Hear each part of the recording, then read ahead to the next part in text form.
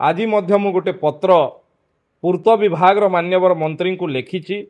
जे तांको तो प्रथमे धन्यवाद अर्पण करछि झारसुगुड़ावासी सांगे छिड़ा है सबु चाषी क्षतिपूरण व्यवस्था करतिबारु एवं जमीरु आस उठेबा पई व्यवस्था करतिबारु एवं से प्रक्रिया मध्य आपण माने जानिथिबे विभिन्न जगह रे आरंभ हो सारलाणी। ता संगे संगे मु तांको अनुरोध करछि जे जदि एठी किछि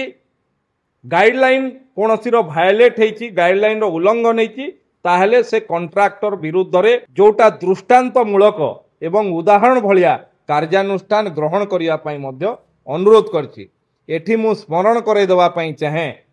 जे विगत दिन रे कातिकेला ठारे आसपंड भांगिथिला एवं सेठी जो मानकर समय रे भांगिथिला से लोकंकु आज जे क्षतिपूरण भी मिलिला नहीं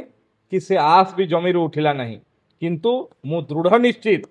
एटा लोकंक सरकार लोके चाषी मानकु मु आपण मानकर जरिया रे आश्वस्त करे देवा पई चाहे लोके जोटा चाहिए सेटा हेबे हेबो एवं लोकंकर जमीरु जो जोठी आस माड़ी संपूर्ण भाव रे आस उठा जिवो तांकु क्षतिपूरण भी दिया जिवो एवं जो कॉन्ट्रैक्टर ए काम करछि तार विरुद्ध रे दृष्टांतमूलक कार्यानुष्ठान मध्य निया।